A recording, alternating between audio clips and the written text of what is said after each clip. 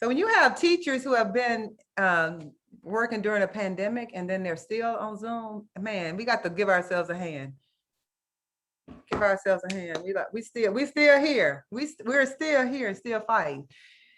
All right, guys. So y'all ready to have courageous conversations and talk about it? So what I'm going to do is take us through this. I'm glad Nikki said that about time, because people who have been in APSIs with me or know me know I can keep going. So Nikki, you might have to be like 5 minutes, 2 minutes. You may have to count me down, guys. I want you to know that nothing is off limits. Any question that you want to ask, anything you want to say, Nikki, as we're going through it, if somebody say something and want to say something that's urgent, you got to get it out right now. Raise your hand. Let's honor that tonight if we can.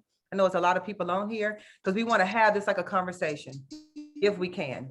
So if it's something that's urgent and you about to die, guys, raise your hand on Zoom and let us get to it.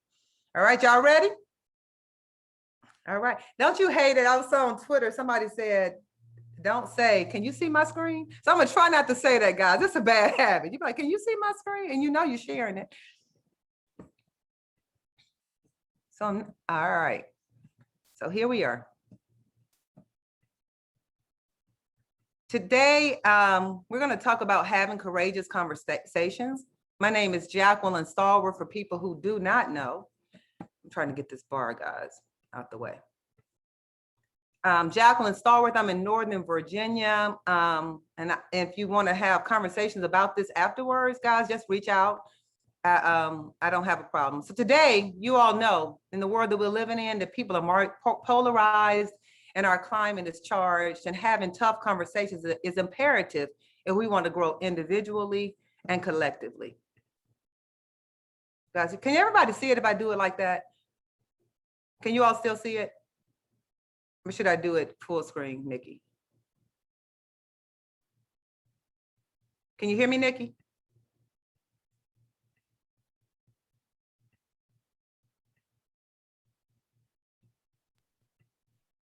Nikki, can you hear me? So should I, can I keep it like this, or do I need to go full screen? Can I keep it like this? You can keep it like that. You can keep it like that. You can see it well. Yeah, we can see. Because I can't see other things when I'm doing it like that. Okay. So everybody with me, we're in tough times. People are polarized and our climate is charged, and having tough conversations is imperative if we want to grow individually and collectively. So today we're going to discuss how we're going to use literature to discuss two topics: Confederate monuments, immigration, and social justice. Now, you know, there are tons of topics out there now. You need to be on the pulse of your community and your schools, and don't be afraid to have those conversations and allow the literature to do the work for us. All right, so these are the three big topics that we're going to talk about today. And I want you all to remember this: content drives the skills. Now, you know, we're all trying to get to enduring understandings. You can't get to the enduring understandings if the kids aren't reading the work, if it's not relevant, if you're not meeting them where they are. You're never going to get to the critical skill. And the number one skill that we want all our kids to lead with is critical thinking. The ability to think and to think critically. All right. So what do you normally do when you feel uncomfortable? Put it in the chat box. What do you normally do? Do you lash out? Do you become defensive? Do you cry? Shut down? Say the first thing to come to your mind? I'm looking at the chat box. What do you all do when you are uncomfortable? Try to hide. Yep. Avoidance. Nervous laughter. I hear you. Shut down. Change the subject. Stop talking. Watch others. All right. So today, what I want you to do today, if you can, I want you to not do what you normally do. When you're shut down, leave the room, get mad. Let's not do that today, guys. I want you to try to sit with what you're feeling when you're uncomfortable. Today, let's practice sitting with our feelings instead of moving around and jumping around, and make a joke. I do that too. Make a joke, make eye contact. I normally get real angry, may even curse somebody out, right? You know that doesn't work. All right. So I love it. So you all see, some people say they get silent. So we all have responses to when we're uncomfortable. But tonight I'm asking you to sit with it. Sit with you being uncomfortable, and let's work through this, okay? So do you know anybody who fit in any of these categories? Just think about it. You can say it: black or brown, LGBTQ, immigrants, or undocumented Americans. You know anybody fit into those groups? Well, right now, guys, the last 7 to 8 years for most of us, and I don't want to speak for everybody, it has been heavy. It has been heavy. It has felt like people in these groups have been responsible for carrying the burden of making our country's arc bend, right? We need people in the boat with us, right? So a lot of times we're asking these people to continue to do the work, to keep doing forward. Guess what? We're getting exhausted. We are exhausted. It culminated last summer. You all remember last summer? And I was so angry. You know why I was so angry? Because it felt like people were finally waking up. And I'm saying, this is the same thing I've been saying for as long as I've been living, as long as I've been teaching. But I tried to have compassion for people. I'm trying to deal with people with compassion to understand, but maybe it was new for them. Maybe the delivery I was doing was wrong. But what happened last summer seemed to culminate. And then when people wanted to have the discussion as if it was new, by the end of the summer, I was exhausted, guys, because it was new to so many people, but this is my life, right? And that's how your students are feeling too. This is their life. And then when school started, right, people wanted to act like these things weren't happening. So how do we have these courageous conversations, guys? How do we keep it going on where the people who are in these groups are not carrying the burden? I'm encouraging everybody on this call, when you see an injustice, to speak up. When we were going through it last summer, when I was speaking up in my school, there were teachers who were calling me to say, I got you, I got your back. But I was letting them know, but when I needed you to speak up, you were quiet. When I needed you to stand with me, you didn't say anything. I don't need a friend who's gonna call me later and say I'm with you. I need you to be with me on the forefront, because the people in these groups on this page, we didn't create this problem, right? It's not our problem to fix. So we need everybody to collectively to be on the same page. All right, y'all with me? All right. So conversations about race, sexuality, immigration that our students bring to us, I need everybody on here, including myself, self-evaluate to gauge your comfort level with these topics. And we have to ask ourselves the tough questions. Why are you uncomfortable? And try not to revert to what you normally do when the conversations come up. All right, that's what I'm trying to ask myself. When I'm triggered, what's triggering me? What's going on? We have to do a lot of self-evaluation, because you all know our students bring a lot of things to us. A lot of things they want to discuss. We have to figure out what's triggering us and see if we can move on. Y'all ready to practice? All right, let's practice some. So what I want you to do is learn to be uncomfortable with being uncomfortable. I'm going to show you an image right now that may make somebody uncomfortable. I want you to sit with it. So guys, remember, every prompt on the AP exam is about complexity. You all remember that? And what we're going through in our country and every issue is complex. So this is an image that I showed my students, because I didn't want us to be in the world and living in craziness and act like school is on an island by itself. So this is the assignment that I gave my students on the first day of school. I want you all to sit with it.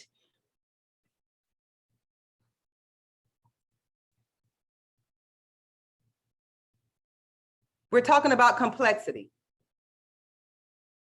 Now, you know, when they get a prompt on the AP exam, prose, poetry, it may be something they're not familiar with, right? They have to go with what's there. So what we know is here is that this is a monument, whether you know the background or not, that has graffiti on it.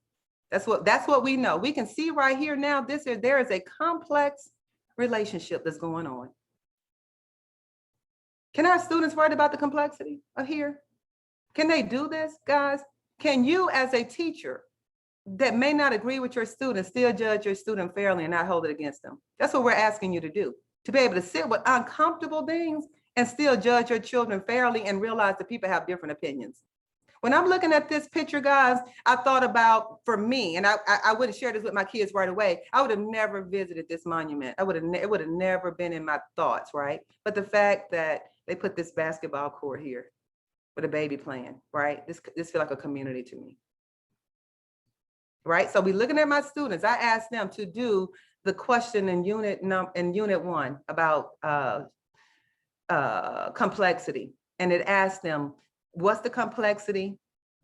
So use the text to support your answer. So I'm asking them to write a paragraph. So I need everybody to sit with your uncomfortable, whatever you're thinking. And let's look at a student answer. Can we look at a student answer and talk and feel what we're feeling and still be fair to them and not judge them? Because remember, everybody's coming from a different place. Some people know more about the monuments than others, right? But it's the same thing with AP, with our prose prompt.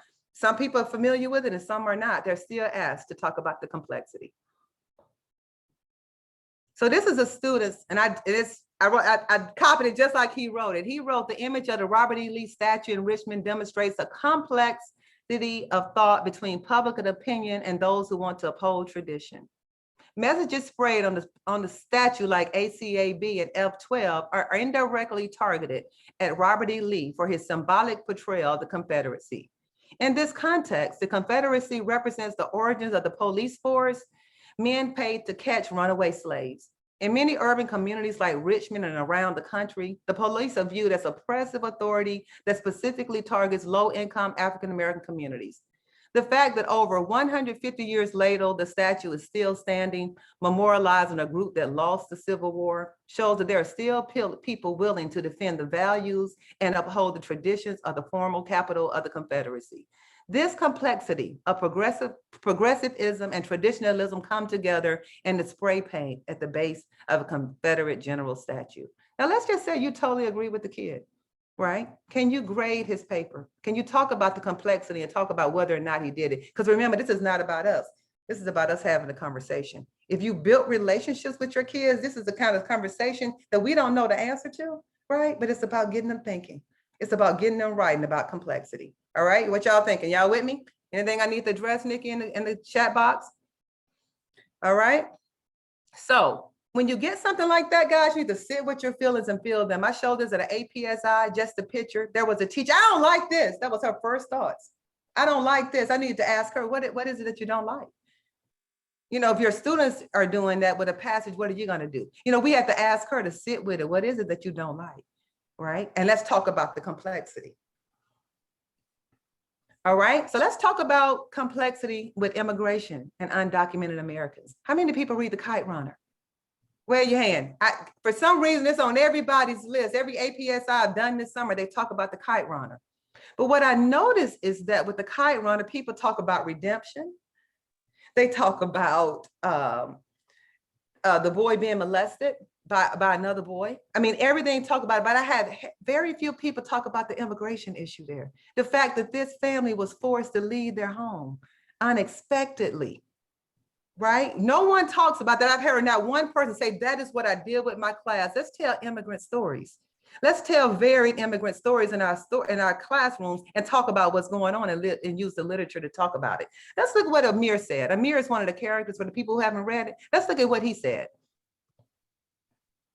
Amir said, 18 years old, the age of many of our students, what I was doing on this road, what was I doing on the road in the middle of the night? I should have been in bed under my blanket, a book with dog-eared pages at my side. This had to be a dream, had to be. Tomorrow's science soldiers patrolling the sidewalks, no tanks rolling up and down the streets of my city, their turrets swiveling like accusing fingers, no rubble, no curfews, no Russian army personnel carriers weaving throughout the bazaars. Guys, is this a complexity here? Can you imagine, any kid in your class can imagine being 18, because a lot of them are 18, 17, and your whole life changing.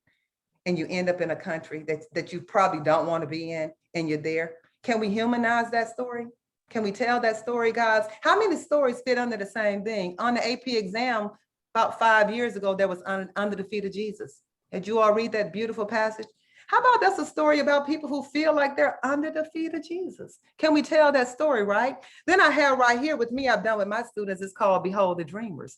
This is the first story I ever read about immigrants who came to America, and guess what? They realized the American dream ain't for everybody. They were happy to go back home, right? Can we tell varied stories in our classroom and let the literature do the text? Now, you know, you got teachers, people in your classroom are all over the place when it comes to immigration. Can we have the discussions?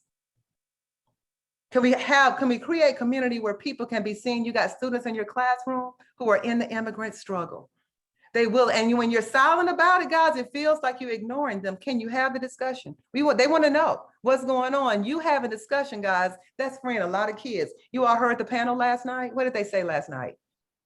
Teachers weren't addressing their issues. They were doing everything but what they want to talk about, right? So know your kids and know what's on the pulse, and then let the literature drive it. All right, what y'all thinking? You with me? We can have that discussion in our classroom and let the literature drive it. So then let's go on and talk about practicing and model vulnerability and empathy. We have to practice that, right? one thing connect everybody is being human, and that's the beauty of stories. That's the beauty of teaching literature. Human, that connects everybody. So showing vulnerability and empathy is empowering for us and our students. So you all want to talk about how we can do that? So let's talk about our third one, is social justice. So has anyone read Song of Solomon? Anybody who had me, they know that's my baby. Song of Solomon, Toni Morrison, it's my baby. It's my baby. One of the most important scenes, the most vivid scenes in this year for my students for some reason was Pilot. She's one of the main characters. Her daughter dies young. And in the funeral scene, guys, let me read you all a little bit. I think I folded it back. She says, my baby girl. The three words were still pumping in her throat as she turned away from the casket. My baby girl, my baby girl, my baby girl, my baby girl, my baby girl. Then it says, suddenly, like an elephant who had just found his anger and lifts his trunk over his head of the little men who want his teeth or his hide or his flesh or his amazing strength, Pilate trumpeted from the sky itself to hear, and she was loved. So Pilate is letting everybody know this is my baby girl, and she was loved. So we talked about the idea when somebody died, people wanted to know they got ownership. That's my mama. That's my daddy, that's my brother. No matter how they was killed, no matter how people feel about them, that's my baby girl. And then people want people to know that they were loved. That's a human feeling, right? So this is what happened. There was a kid who was killed during the pandemic named Dante Wright. This is the video that was on YouTube. And guys, get ready for the commercial. You know, the commercial video, they're gonna show the commercial before they get to the video, but I want you to hear what happened. Say his name! Dante Wright! Say his name! Dante Wright! They murdered my nephew. She killed my nephew. I don't care what nobody got to say about him. He was loved. Yes. He was ours. I watched. You all hear what she said? She said he was loved and he was ours. And I don't care what anybody have to say about him. I checked my email in the evening because during the pandemic, I wanted to make sure I was in contact with my kids. You know how many kids emailed me with that clip? Miss Stallworth, she said the same thing that Pilate said. Now, y'all know I'm hurt. I've had enough of it, right? I don't want to talk about it. It's hard to talk about it, but how can I not talk about that with my kids? Because they're emailing me. They want to talk about it. The next day, guys, I paid the clip. We went back through it and we talked about it. They said, Miss Stallworth, do you think that she read the Song of Solomon? Do you think that she noted, did she notice this? And I said, listen, it's human spirit, right? Toni Morrison talked about being human. And that was the connection, guys. So let me talk to you about being vulnerable. When I started to read it, I had already seen the video and thought the same thing. But when I was reading this with the kids and saw the video, guys, I'm crying, I'm weeping. I had no idea I was that full, right? That's the vulnerability. I was almost about to apologize for crying, but I had to let them know, God, right now I'm full. This is how I'm feeling. I'm happy you all allowed me the space to cry. They're like, you need a tissue. Yeah, I need some tissue. I'm good, but I want you to know this is how I'm feeling. That's vulnerability. Because normally when you don't want to cry in front of your kids, right? You want to give your kids the space to feel what they're feeling.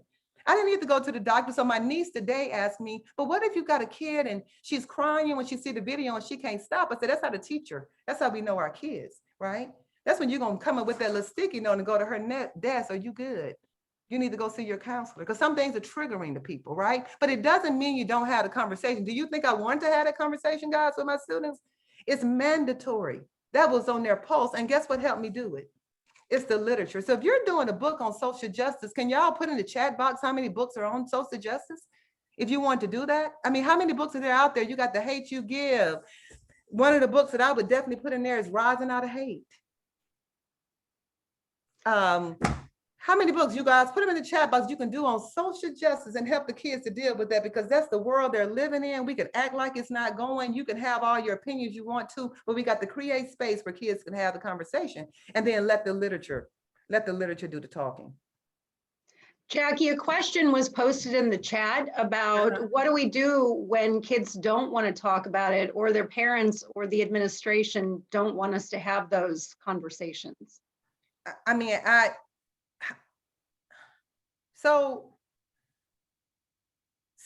this is what I want to challenge teachers to think about, right? Not have those conversations. What are those conversations, right? I'm thinking a lot of times teachers, we're putting ourselves in a box. right? We're talking about literature. What can we not talk? Tell me one book that you can read that's safe, that you're not. If you teach To Kill a Mockingbird and you don't talk about the idea that it centers white people in social justice and Tom Robinson family is silenced, you're doing children an injustice. So when we're talking about those conversations, I'm always curious to know those conversations, what are we talking about, right? And then how are we going to do, how are you going to teach if you don't do the conversations, right? And the thing about teachers, I'm encouraging you, you let the literature do the talking and you ask good questions and you know your students, you're creating where they know to respect each other. It's a place about respect, anything. Song of Solomon got the N-word in it, right? I have a whole thing. I talk to them about the N-word. This school is a safe place. We don't say anything negative about anybody. So you in your classroom are setting the perimeters, right? Or what's acceptable. This is a safe place for everybody. This is what we're doing. You're building community. You can have the conversations, right? I don't know, most of the time in your schools, like when they're saying you're talking, let's say critical race theory, you all know being inclusive ain't critical race theory. Letting the curriculum, like College Board says, one of their equity statements, it says that you should do the literature that mirrors our world, right? That is not critical race theory, man. That is inclusion. So when you're not doing it, you're leaving people out. Did I address the question enough? So Some I want of you the all to other remember this. Okay. Some of the other participants, Shannon Fix asked or cited that her administration won't let them teach something even like Romeo and Juliet because it deals with teen suicide and Yep. death. And so those are tough conversations to have all the way Yep. around. And Shannon, that's a great question. So Alfie Cohn, if you were in any of my sessions, he says that it's impossible to be a great teacher if you don't have the heart of a rebel. And I'm not asking you to lose your job, right? But we're in times where we're gonna have to take a stand, because if you can't teach Romeo and Juliet, and you can't teach Song of Solomon, you can't teach, what are you gonna teach, Shannon? What's on your list? Tell me what, I mean, I'm just curious and I'm not judging you. I just wanna know what can you teach? So when people want us to do books without courageous conversations, I don't know what we're left with. If you say a book with no curse words, that eliminates most of the curriculum. If you say books without tough conversations, you're eliminating most books, guys. But where is the safest place in the whole world to have conversations, right? Where is the safest place, should be, to be critical thinkers? Where is it besides school? So I want you all to know the stories matters and they can help us have the conversations.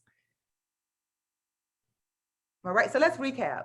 How do you have conversations in the classroom? You need to self-evaluate to see where your comfort level is, learn to be uncomfortable, sit with discomfort and listen, and practice and model vulnerability. That's what we are in terms of having those courageous conversations. But I need you to know your students, know the pulse of what's going on. Let me tell you, this is my own thing. When I go in my school and it's about 200 teachers and about 5 Blacks, right? If they don't acknowledge what's going on in our country, my feelings hurt. Don't act like it's not happening, right? Ask me how I'm doing. Your kids are the same way.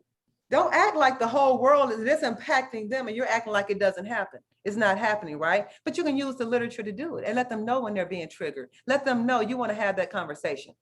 All right? That's about all I got, but I want to do one plug before I finish, and I'm gonna take all the questions you want. Let's continue to have a conversation. I finished early too, Nikki. I did good. Too early? All right, guys, let me do one plug. Carlos, you with me? This is for Howard University. Howard University is the only HBCU in the country that's doing an advanced placement training. I've been there for the last 2 weeks. If you want to go somewhere where they're talking about equity, diversity, how to do it with children, this is the APSI. And I want you to, people who always go and you get everything you want, make room for somebody else. At this year, if your school always send you, why don't you ask the other teacher next to you go this time, right? I'm just encouraging it because unlike other APSIs, and they're all good, they set the tone. This is what we're talking about. We start out with the dean of Howard's education department saying, this week we're talking about equity and access, period. Then she has a professor from the school that reinforces that. And then Carlos is working with me this week. We have professors from Howard that come in. So a lot of teachers, guys, I'm asking them, why did you choose Howard? Why did you come to Howard this year to do that? You know what they said? Because I go to other APSIs and they're not talking about my children. They're not talking about how to scaffold. I came to Howard because I think they might be doing it. So I hope that every APSI is doing, but if you want one that's focused on it, I'm encouraging you. Howard, and it's here in Washington, D.C. That's why I became an APS a consultant, because I never got what was for my students ever until, and about if they ever made me a consultant, that's going to change. I'm used to going into a room and being the most woke person in the room, but at Howard, I feel I'm the least woke. Right, when I'm with those teachers. It's good, guys. That's all I can say. The people that I'm working with, man, they're about it. So if you want to be in a place where you can grow and learn and talk about equity in a safe place, they're doing it. I mean, I don't know. These last 2 weeks have felt, it's been good for my spirit, because like Carlos said, I'm normally the only Black person on the call, right? Last week I had 6 Black women and 1 man from Iran, right? It felt good. So if you've never been the other, man, this is a good place to go, because they are talking about equity and access. All right, any questions, guys, about anything? I'm gonna stop sharing my screen. Let's have a conversation. I finished good. I finished quick today. Y'all might be getting ready to go. What questions we have? Anything in the chat box, y'all? That's it? Jackie, if I may, John Moscatel, I just presented earlier. I just wanted to follow up. There was a whole cluster of questions about this. Let's talk about difficult conversations, the critical race theory thing, right? And I'm just curious if you could help us, guide us a little bit more with how to think this through, because it seems like there's just a lot of confusion where generically people are using CRT to label things that they're mad about, right? Right. And so, but you've said this very clearly, like obviously just picking up a Toni Morrison book is not teaching CRT. It's not even, that's even more confused. So how can we talk this through in our communities and with people and make sense out of this? You know what? I'm happy that you brought that up. And this is what the guy Howard said. And I want everybody on here to remember this. And regardless to how you feel about it, I want you all to remember the whole talk, CRT, critical race theory, it's a distraction. It's a distraction. It is meant to keep us distracted and confused. I'm encouraging everybody to keep your eye on the prize. Our country has been moving towards equity. We have moved by leaps and bounds, right? I want you to stay focused on inclusion. I want you to stay focused on doing the work, because critical race theory and being inclusive is 2 different things. It's totally, and that's how you want to talk to your people about it. Most of us don't even know what it is. I got books on my shelf right now, but Faces at the Bottom of the Well, that I'm learning that were part of it's part of critical race theory. I had no idea. I've been reading those books for 20 and 30 years now, right? So teachers, you can be very much aware. Teaching Toni Morrison, believing her out, right? That's a problem. If every book that you teach is all white people and all white characters and don't talk about the world, that's a problem. And the thing about it is you're going to have pushback on the other side. Because if my student go to a school and they bring home the curriculum and everything is white, now we're gonna really have another fight, because I'm gonna be fighting too, right? So this is the deal. You're not teaching critical race theory. Being inclusive and critical race theory, that's 2 different things. They're nowhere near anything. Talking about, when you teach To Kill a Mockingbird, do you say every character is white? Or when you teach To The Great Gatsby? No. But when you teach Song of Solomon, do you have to say every character is Black? Guess what connects all the people? Guess what connects everybody in every story? And Kite Runner, The Rise and Hay, what connects everybody? Human. These are human stories told from different perspectives, just like any other story. So that's where we are with the critical race theory. And I were you know, if you walk in fear and you say you're not going to do race and you're not going to talk about it, I don't know what book you're going to do, right? But you're being inclusive is not critical race theory at all. Or anybody else? That's a good question. Are y'all scared? Anybody scared about critical race theory? You're not teaching it. You never have. That's a distraction, guys. And the guy, let me tell you about, this is way personal. And if you disagree, I'm okay with that too. And that's why we have courageous in discourse. You know, about when elections 6 years ago, I went to bed early, sick, literally. So when I woke up about 3 o'clock in the morning, checked the news, we know who won, right? Man, I'm like, I started a company about equity. My whole life is about equity. What am I gonna do now? Call one of my friends 3 o'clock in the morning. You know what he said to me? That's a distraction, man. keep your eye on the foes. We're still talking about inclusion. We're still talking about, that is what we're doing. We want our country to arc to bend towards justice and include everybody. That's a distraction. I had to get myself together the next morning, stay focused, stay focused, stay focused. That's a distraction. So that's how I see critical race theory. That's your distraction. You know, inclusion, you know, that matters. That's what you want to do. All right, Karen, hand up. Listen, I wanted to thank you. I had to take on a new role this year because of exactly this. So much of the literature that I'm trying to teach, I'm getting pushback on it, and I teach in a minority community, not just because of nationality, but because they are outliering the things I'm allowed to use, so that the kids don't have the exposure. And I'm from another country myself. So, you know, I'm going to use a lot of Adichie this year and saying, we can't have this single story. This, you know, it just can't be this way, because I am an immigrant from India without any accent whatsoever, unless I'm around my relatives, right? And I think that you guys, as the seasoned veterans, have no idea what you are doing in the scope for people like me who are new to the country, new to teaching AP. And we need this understanding that it's okay to teach this diversity in our classroom, and that we are not pinpointing anybody or trying to say I'm better or you're less, but it's opening the story so that it's not that single narrative. So thank you. You know, so I want you to think about this and, you know, do what's best for you in the times that we're living in. But we've all, and somebody gonna push back, and I'm ready and push. I need to be challenged too. You know, we've all been indoctrinated in this country of what's up here and what's not. That has been an indoctrination. I have been teaching forever. I would get with children of color and pull out Langston Hughes, and they'll say, when are we gonna learn real literature? You hear what I'm saying? I'm talking about Langston Hughes. They've been indoctrinated, guys. We've got to stop pushing that this literature is up here and this is down here, right? We got to elevate everybody, because no one is better. No, Shakespeare can't write better than James Baldwin, right? He's not equated. He's not up here and everybody else is down here. So I'm encouraging teachers, when you're doing the work, stop centering certain people and center everybody. Center all stories, guys. When you're doing a story, don't do your To Kill a Mockingbird unit. You shouldn't be doing units around books. Y'all hear me? You shouldn't be doing books around books. It's about skills. So this is my short story unit where I'm looking at family, home and family. And these are the texts that I'm going to use. And these are the skills I'm going to use to get to long lasting critical thinking.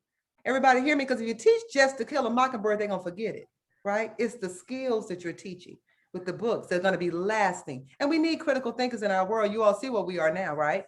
Everybody is jumping on the critical race theory, not even critically thinking about it, right? Not taking the time to really get to understand, do we want the next generation, guys, to be fighting these same battles that we're fighting? So how are we going to stop that? Critical thinking, teaching them the skills, but you can't teach the skills if you're teaching books that they don't care about and you're not making the work relevant. What you got, Suzanne? I taught for 25 years in a public school system and in a very diverse community. I grew up in one, so it was very accepted. Our books were great. I retired, I moved to a Catholic private school, very expensive, love teaching there. So anyone who's teaching at a private Catholic school, I frame everything in the context of Catholic social justice. I'm protected. And I know that my minority children that are in my classes, which are fewer than the white population, they feel really good. They feel comfortable. They feel like, wow, someone is finally addressing these issues. So for those of you that are at a Catholic school, it's a great way to make sure that there's an element of protection, but you're doing what you need to be done, in the classroom. She got a heart of a rebel, guys. I love it, Suzanne. That's the heart of a rebel right there. Yeah, I am.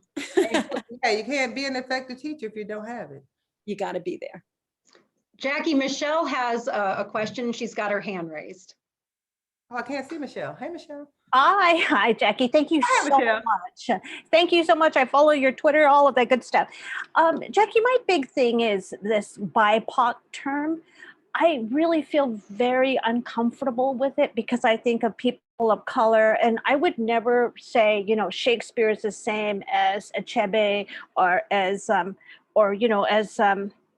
trying to mental blank here right now, but as any other British writer. So I feel like when I see that often, that BIPOC people, and I think we're people of color there are tons of us and we all come with different experiences and we're writing about those experiences. So I guess my question to you is, how do you feel about that? As I'm Native American, and this is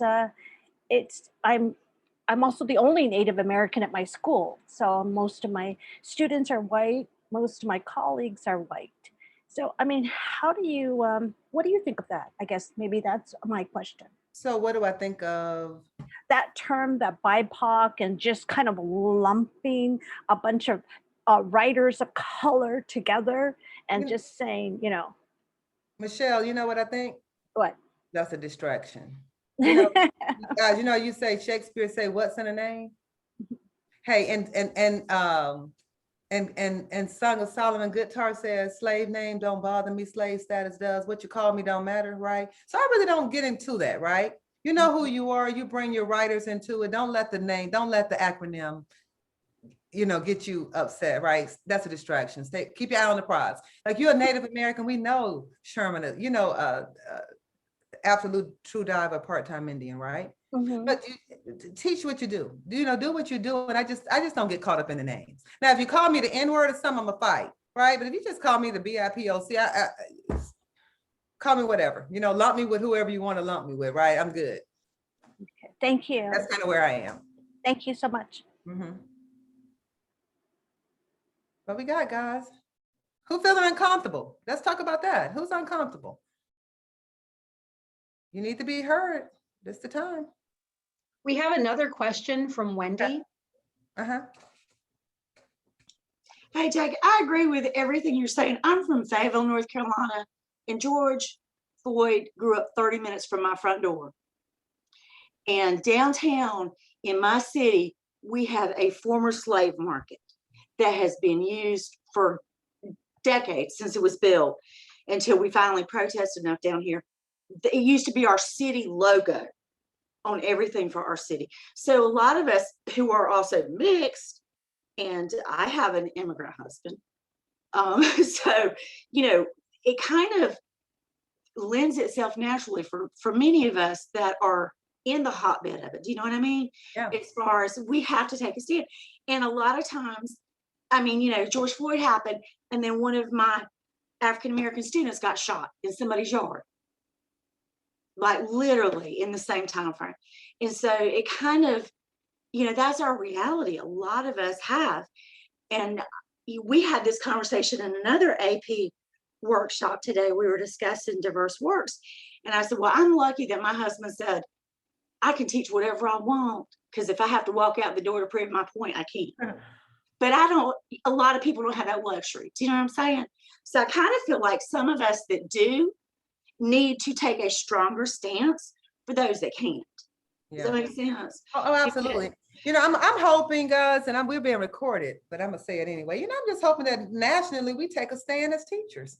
I'm hoping that we nationally, everybody, we push back a little bit, right? Because they're trying to dictate to us what to do, and they don't know what's best, right? We all know. How many of you all know when you're feeling good and you're included? Everybody know that feeling? When you're in a situation and you feel good, don't we want that for everybody? How do we create that? This one teacher asked me, how do you build community? I'm asking her, how do you not? How do you sit with kids for a whole year, a day in and day not, and don't know them? They don't know you, right? How do you do that? You asking questions. You're talking to them. What's on your mind? What's going on? Then you do good literature, guys. And I say good literature, something that they really responding to, and then you have those conversations. When I did that about the Confederate monument, right? It's right in Richmond. I had a student not only to look at the picture, her mom took her down to Richmond, and not only did she go to Richmond, she left there and went to Thomas Jefferson House. She wanted to know more. Isn't that what we want? We want to create kids who want to know more, right? So let me tell you guys, I'm gonna encourage everybody on here, and I'm gonna take more questions. I'm in a situation, you all know that whole thing with Nicole Hannah Jones, the 1619 Project, the UNC. You know, I'm almost in her place. I'm not at her level yet where I can just make my own decisions like that, so much to speak. But I'm in a place now on my free time. Let's say you got a conference to go to and they don't have an equity statement. That's somewhere I'm not going. If I go see a conference and nobody is diverse, everybody is the same, that's probably not for me, right? So we have to make a stand as teachers collectively so that we can push the art towards justice. So when you see an injustice and you participate in the injustice, right? You're saying it's okay. So we have to push back and be very strategic in your free time, what conferences we're going to, who we're going to spend our time with, guys, so we can bring that arc towards justice. Your kids are watching. Somebody said that teaching is neutral. It's not. Your kids are watching, right? But and that's why you're using the literature. When I did Song of Solomon, the N word is in it. I was very clear about that word ain't gonna be used in this classroom and nothing else that makes somebody feel unsafe. If I told the kids, if I had a 2-year-old kid, when I called him baby and he said, I'm not a baby, don't call me that, why would I continue to call him a baby? Right? It's the same thing with your children. They're telling you something that's offensive and you know it's offensive. Why would you want to do it? Anyway, you want to create a safe environment for everybody. Somebody, Rebecca, just said, that's a ton of Hisi Coats in the chat. Not every word belongs to everybody. I know my place, right? As a teacher and what belongs to me. What question we have, guys? Another question. We got a little more time.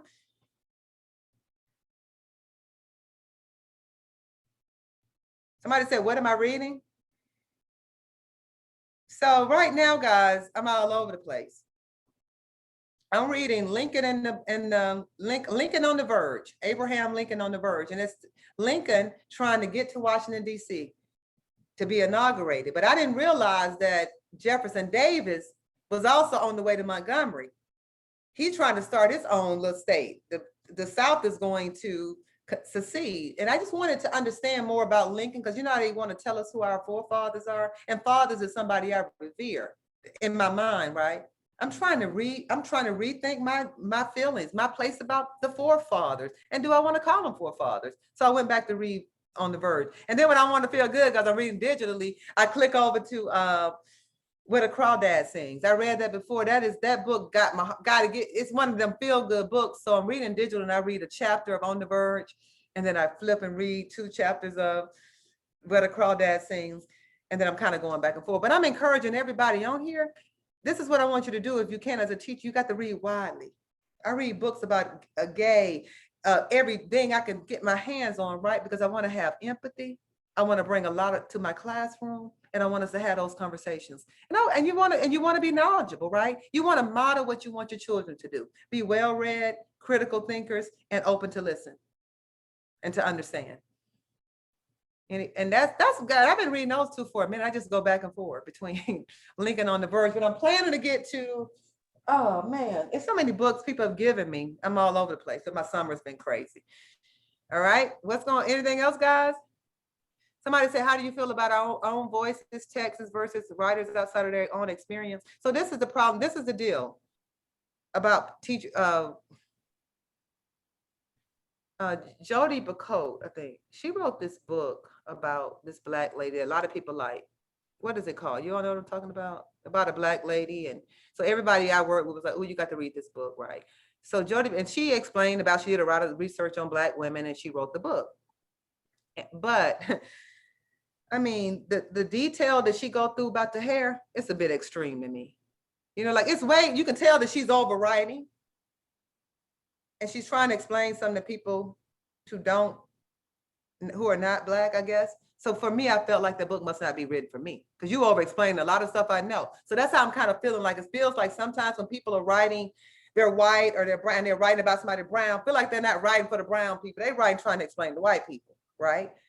And that's kind of problematic to me, because now you're centering the dominant culture in your story, in the telling of your story, right? You don't want to center the dominant culture, right? You want to center the people that you're writing about. So that's kind of where I am. It feels like they're not writing to the people. They're writing for white people to understand other people. That's kind of how it feels sometimes to me.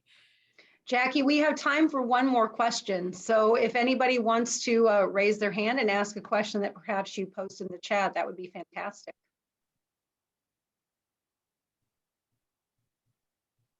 You'll have a lot of good conversation over there. I love this chat box, man.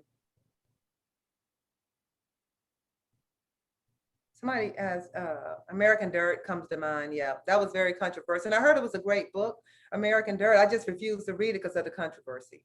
Right? I can't support when the people who telling the story saying this doesn't work. It's just like what is the book? Heart of Darkness. I know so many people love to teach Heart of Darkness, but Chimamanda Adichie, the guy who wrote Things Fall Apart, they're totally against the book, right?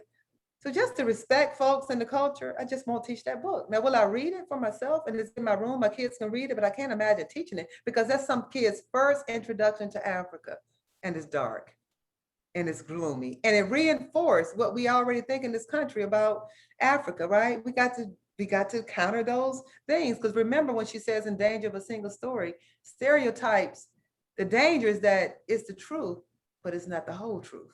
Right? So we got to try to do stories to tell the whole story, to tell the whole truth.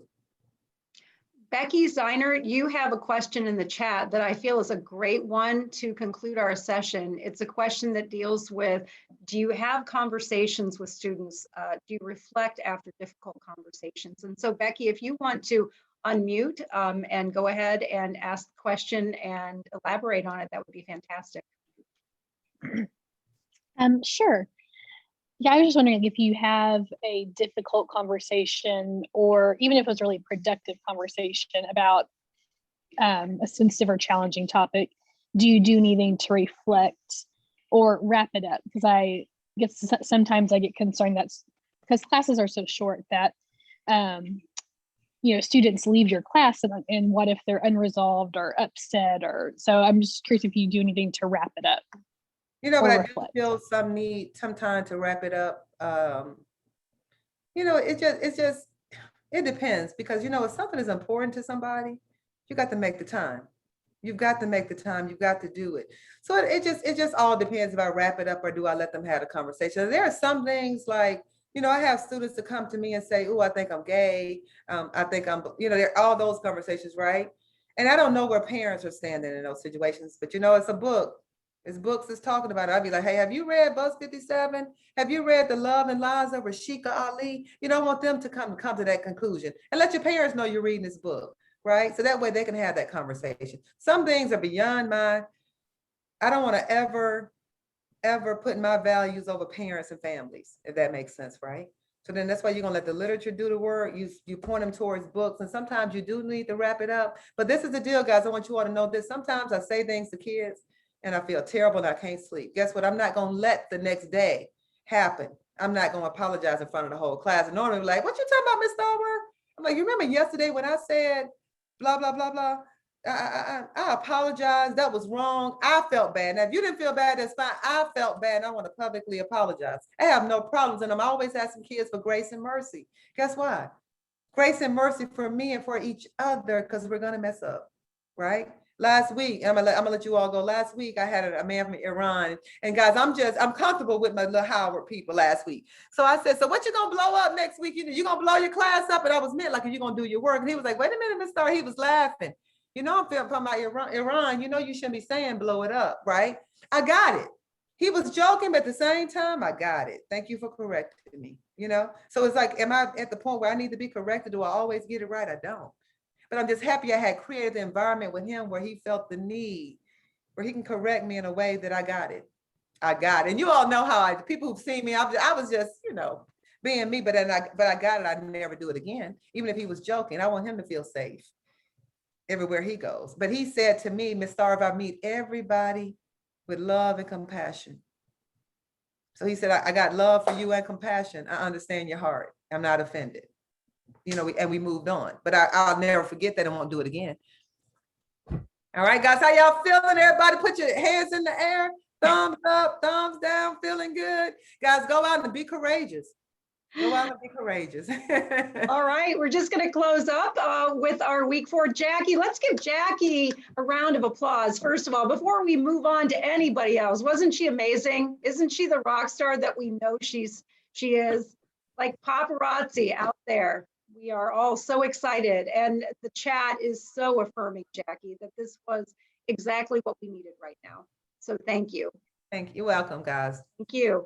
All right, so next week, we have Brandon Abden, our very own. His title, It Ain't Our Fault, But It's Our Problem. So be sure to join us for that. And then the famous Carlos Barrera and the famous Jim Jordan, who are both in the meeting tonight, teaching poetry rhetorically. Excited about that one. And then Morrison and McCarthy, 2 teachers, 2 approaches. So lots of great conversations that we're going to be having about poetry and about these big ideas next week. So thank you everybody for coming. You don't have to go home, but you can't stay here. So Bye, guys. I'll see ya. See you later. See y'all in person soon. See you tomorrow, Jack.